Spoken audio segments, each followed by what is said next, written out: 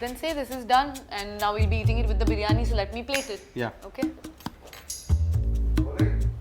And there's your Cascara tonic. But you want to drink it first? Cheers. This dish is going to take a really long time to make, but what's taken me longer is to get this chef in my kitchen. He is a social media celebrity and the apple of every car brand's eye. He needs no introduction, especially if you have eaten at his former award-winning Indian restaurant called the Bombay Canteen. Am I allowed to say that, Thomas? Oh, you've like zoomed in right here. It's my characteristic slide. Thank you for coming, finally agreeing to come here, Thomas. Thank you so much for having me. I know I've kind of evaded you for a while, but it's because after the Bombay Canteen, I went into hiding for a bit. Okay. Not to become an influencer, but to actually But that's not such a bad life, is it? It's not actually not too bad. Yeah, there you you make some quick money very quickly, but that's actually not what I was up to. What I was working on is to set up my own platform, which took me a while to put together. That's right, which is why today my kitchen is looking like a sponsored product kitchen. I know it looks like that, but there's a lot of depth to that storytelling. So as a natural extension of what I've been kind of championing over the last many years, which is centered around celebrating regional Indian cuisine, I launched this platform called the locavore, which is an extension of the word local. Right. It's like saying a herbivore or a carnivore, but this is someone who eats locally and consciously as much as possible. Basically, all the Bandra people who get cheese from here, sardo from there. I'm trying to extend that Bandra community to all of India. Correct. So Thank you. That's needed. That is very much needed. And the idea is to take away the elitism from being able to eat well. Right. So I started this with the sole idea of just thinking, can we change people's habits in a way that it contributes to a greater good? Okay. So doing good through food is kind of my tagline, and that's the ethos. Let's just get this very clear. Everyone's wondering, what is it? Is it a website? Is it a cooking platform? Is it a shopping platform? What is locavore? I think it's all of that collectively in the form of a movement. Until now, all the conversations we're having around regional Indian food are all happening in silos, and I wanted to create a single ecosystem that kind of champions and pushes that message forward. And it's collaborative in nature, so I want to bring in everybody into the fold, create communities around this idea, and just kind of push the movement forward. It's something that I've kind of tried to do on my own for a long time, but I realized that it needs to be collective effort. So. And I've missed eating your food, which is why you're going to cook today. So tell me, what are we cooking with these locavore ingredients? So there's going to be a Mopla Biryani, which is a biryani cooked in the style of the Talasheri community of Malayali Muslims, which is completely different from biryanis in the rest of the country. Typically used to using rice which is long grain and basmati. This is a different grain of rice. The masala is different, the garam masala powders are different.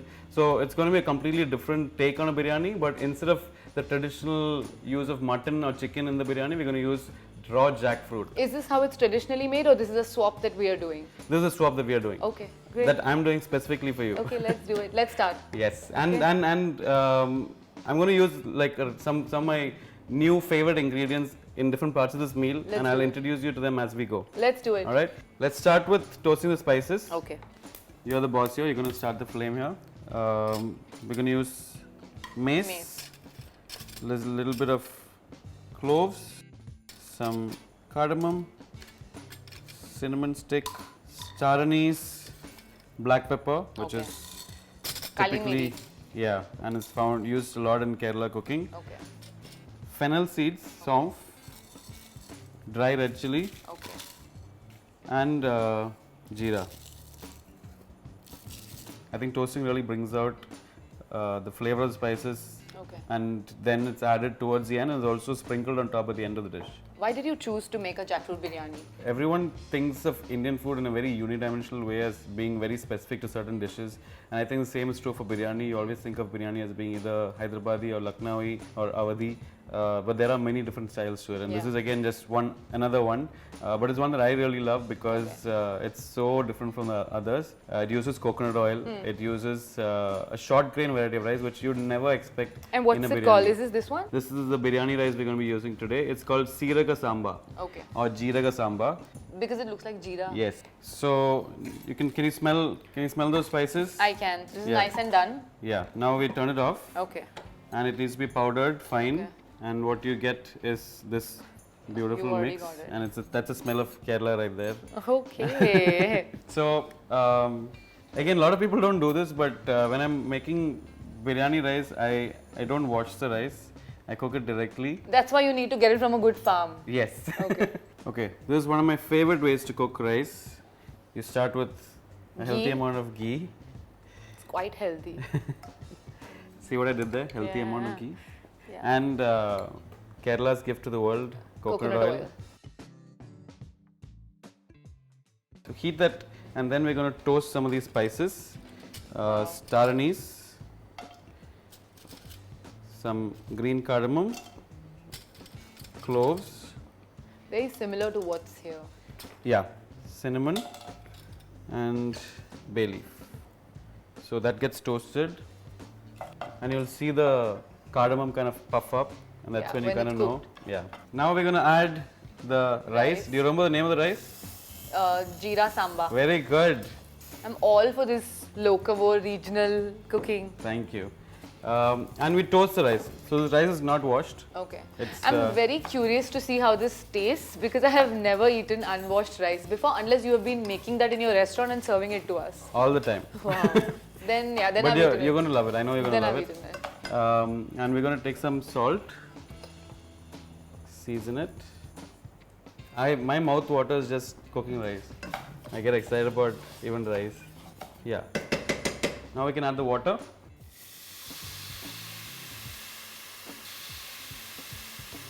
That should be good. Bring that to a boil. Let it cover and cook for about 12 minutes, 12 to 14 minutes, and we're good to go. Okay. Next, we're going to make the biryani masala. Okay, we Chalo. start with Coconut oil. more coconut oil, more ghee. Okay, I'm going to pour right like that. That's yeah? good. That's good. it? Yeah. And ghee? And ghee. What is the reason we are combining ghee and oil? Again, the flavors of this biryani, again, there's a richness of the ghee, but there's also that coconutiness that comes okay. in. And there's no coconut milk or any other form of coconut in the recipe. One More? Yeah. In Again? goes the onions. Not the sizzle. All na? Yeah. And we're going to cook this on high heat for a few minutes till it starts to brown. And always, one thing I always like to do is season as you go. So sprinkle a little bit of salt. Salt helps build flavors. I've actually scientifically tested this. Same dish made with salt only added at the end and added every step of the way, and it tastes different. Okay. Tell me, what was your journey like to start finally cooking for people on screen? One of the things that for me was very interesting was I'd never really cooked for myself a lot before. I love to cook for other people, but it's very hard to cook for myself. But immediately, once things went down, I had to. And I realized that I wanted to eat things that are different, that are like flavorful.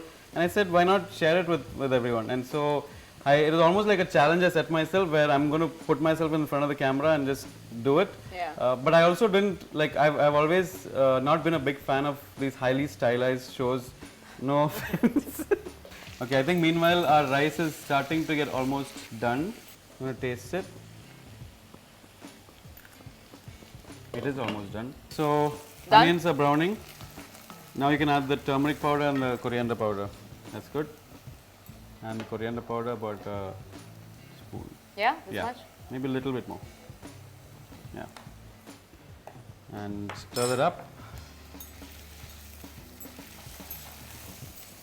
I always like to be present in the cooking process. Take in all those flavors. Okay, curry leaves go in next. Curry leaves, okay. Yeah. So isn't it like a rule that curry leaves should not be like just put raw like that unless there's like hot oil or something? Yeah, like that? so you want, again, the flavors of the curry leaf really release themselves in fat or oil. So right now we still have enough oil in there. It's not a water-based medium, so yeah. Enough? More. Wow. Yeah, That's that's it? good. Okay. And then we made a paste of ginger, garlic and green chili. Okay. That can go in as well. How much? 3 spoons. 2. That's good. Wow, it's very hot, huh? That's, I mean, mostly ginger with a little bit of garlic and green chili. Okay. Then you can put in the tomatoes. Okay. Thanks. And season. Some more. Yeah. And now this needs to cook down for, it's going to take about 10-15 minutes to cook down. It's almost getting there, it needs to brown a little bit more. We're going to put the biryani masala that we made earlier, about 2 spoons. Big spoons. No, then 1.5 spoons. Little bit more, not, yeah, that's it. And the dhania. Yeah. And a little bit of the fried onions. Little, yeah? Little This bit more. much. Okay. Yeah. Dahi or yogurt. The whole thing? No, just about 1 tablespoon. A little bit more maybe. That's good. And mix it all together.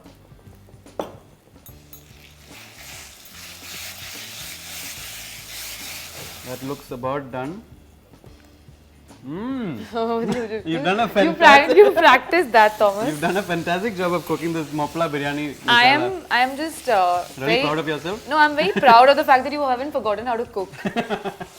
Well, I need to keep reminding people that. But I think it needs a little bit of sugar. It's a little on the sour side. So a pinch of sugar.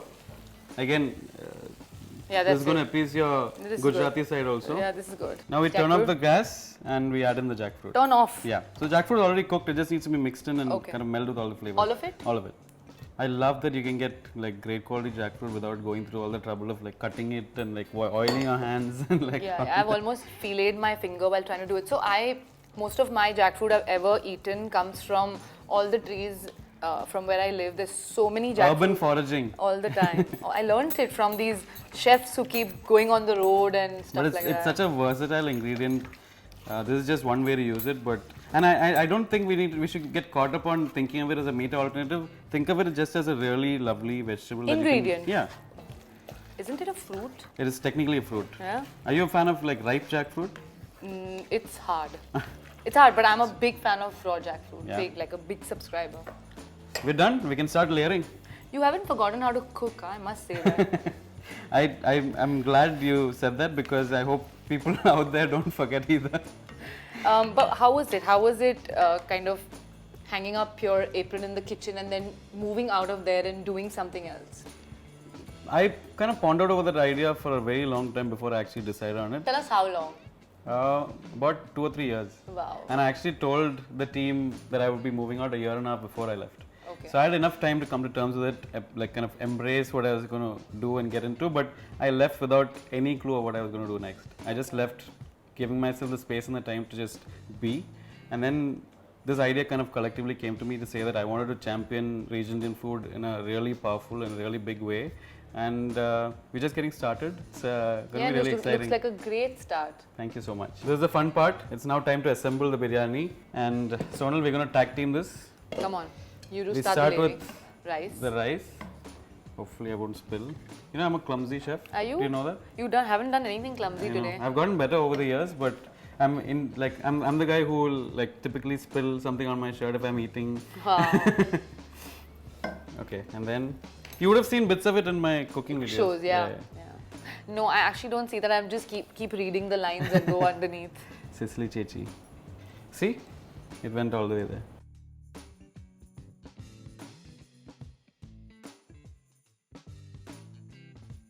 Okay, now sprinkle both of these. Some fried onions.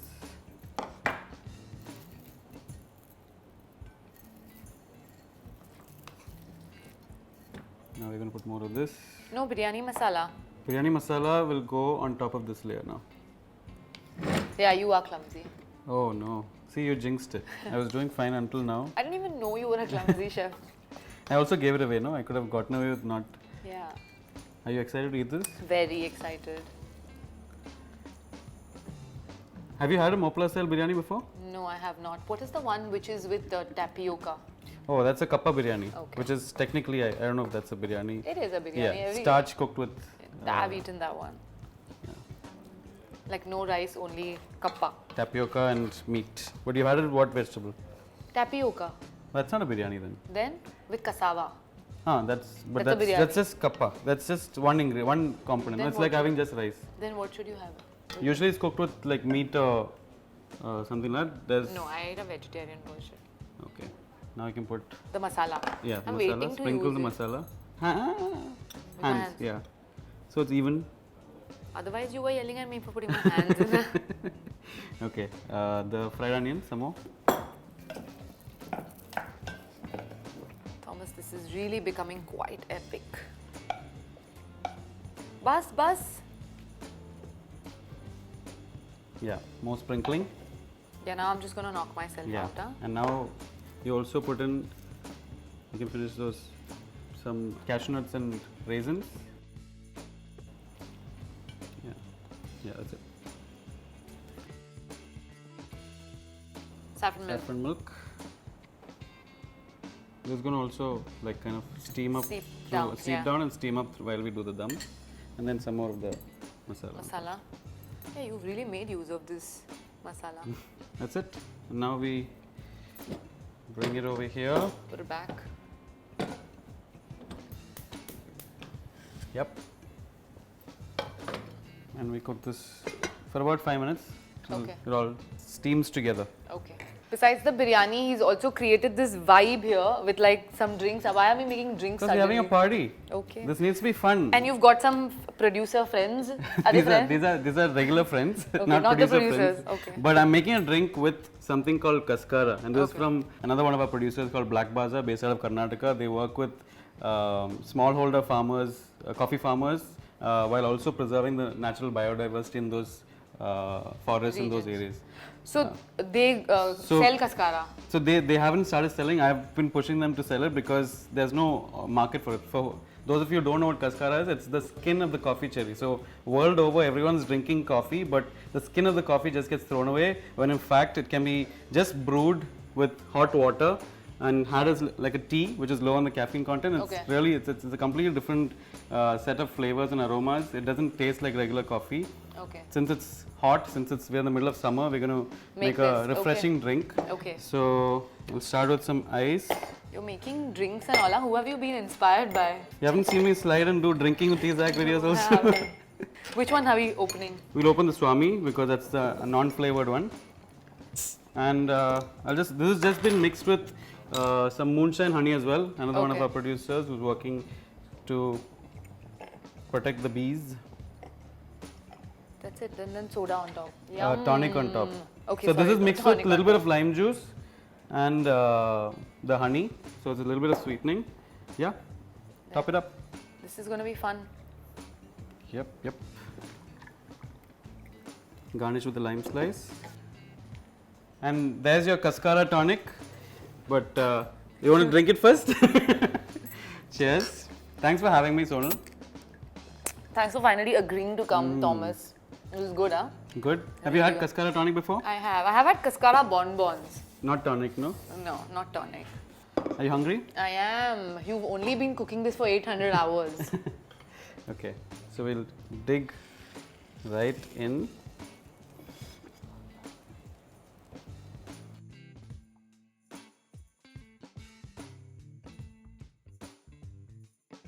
It looks good, yeah. And one last product I want to talk about is a fern pickle. This is from the Chalakudi River Basin in Kerala. It's a company called Forest Post which works with indigenous tribal communities there. Turns very simple wild forest ingredients into value-added products and kind of shares the profits with the communities there.